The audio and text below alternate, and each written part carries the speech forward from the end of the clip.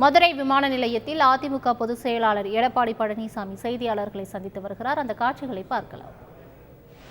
நான் ஏற்கனவே ஊடகத்தின் வாயிலாக, பத்திரிகையின் வாயிலாக, அறிக்கையின் வாயிலாக என் சட்டமன்றத்திலும் சட்ட ஒழுங்கு சீர்கெட்டு விட்டது என்று புள்ளி உரத்தோடு நான் பேசியிருக்கின்றேன். மீடியா திமுக ஆட்சி பொறுப்பேற்ற பிறகு தமிழகம் முழுவதும் கொலை, கொள்ளை, திருட்டு, வழிப்பிரிவு, பாலியல் வன்கொடுமை தொடர்ந்து நடந்த வண்ணம் இருக்கின்றன. இன்னும் சொல்லப்போனால்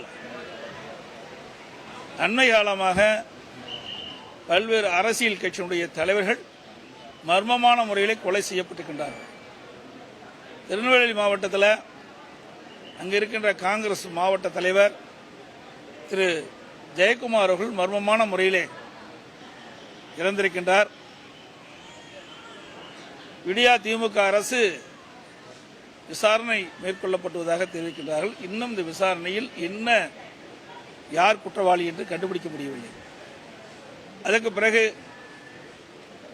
ஒரு 4 நாட்கள் முன்பு சேலம் மாநகரத்தில் முன்னாள் மண்டல குழு தலைவர், கொண்டலாம்பட்டி கழக பகுதி கழக செயலாளர் திரு சண்முகம் அவர்களை இரவில் அவர் வீட்டுக்கு சென்று கொண்டிருந்த பொழுது திமுக கட்சியை சேர்ந்த நிர்வாகிகள் கூலிப்படையை வைத்து கொடூரமான முறையிலே வீட்டுக்கு அருகிலே அவரை கொலை செய்யப்பட்டிருக்கிறார்.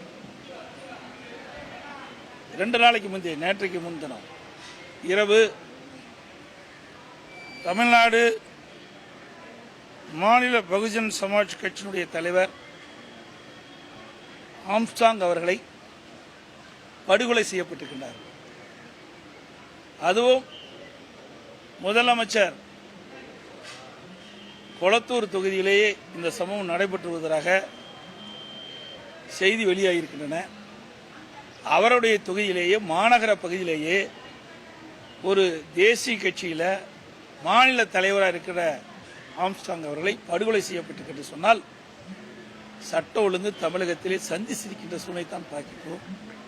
மிக மிக மோசமான சட்ட ஒழுங்கு சீர்கெட்டு இன்றைக்கு சட்ட ஒழுங்கு படுபாதாளத்தில் சென்று விட்டது. மக்களுக்கு பாதுகாப்பு இல்லை, அரசியல் தலைவர்களுக்கு பாதுகாப்பு இல்லாத ஒரு சூழ்நிலை தமிழகத்திலே நிலவிக் கொண்டிருக்கின்றது. ஊடகத்தின் வாயிலாக, பத்திரிகையின் வாயிலாக நாட்டு மக்களுக்கு அத்தனை பேருக்குமே இன்றைக்கு தெரிந்து, இந்த விடியா திமுக முதலமைச்சர் எப்பொழுதெல்லாம் ஒரு சம்பவம் நடைபெறுகிறதோ அப்பொழுதெல்லாம் வீரவசனம் பேசுவார். அதோட முடிஞ்சிடும்.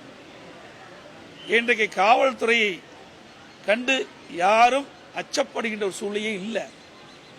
சர்வசாதாரணமாக கொலை நடக்குது.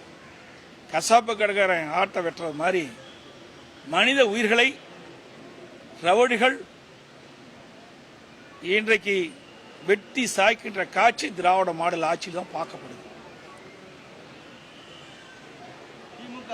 அதிமுக தான் விக்கிரவாண்டி இடைத்தேர்தலில் வந்து அதிமுக போட்டியிருந்து துறை வைக்க சொல்றாங்க. இது வந்து திமுக மாற்று அதிமுக தான் விக்கிரவாண்டி இடைத்தேர்தலில் போட்டிருக்கிறதாட்டி மதவாத சக்திகள் உயிர் பெறும்.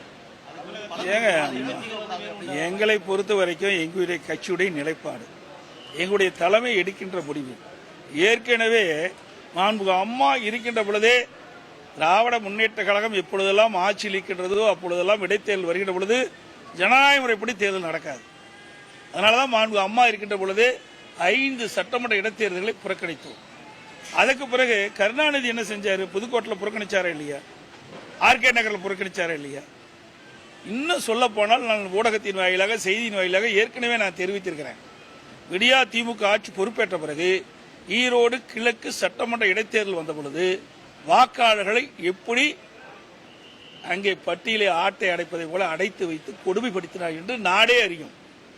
கிட்டத்தட்ட 30க்கும் மேற்பட்ட இடத்துல வாக்காளர் பெருமக்களை காலையிலே அழைத்து சென்று அங்கே பட்டியலை அடைத்து விடுவார்கள். எந்த ஒரு கட்சியை சேர்ந்தவர்களும் வாக்காளரை சந்திக்க முடியாது. மதுரை விமான நிலையத்தில் அதிமுக பொதுச் செயலாளர் எடப்பாடி பழனிசாமி செய்தியாளர்களை சந்தித்த காட்சிகளை பார்த்தோம். செய்திகளை உடனுக்குடன் தெரிந்து கொள்ள உடனே சப்ஸ்கிரைப் பண்ணுங்க.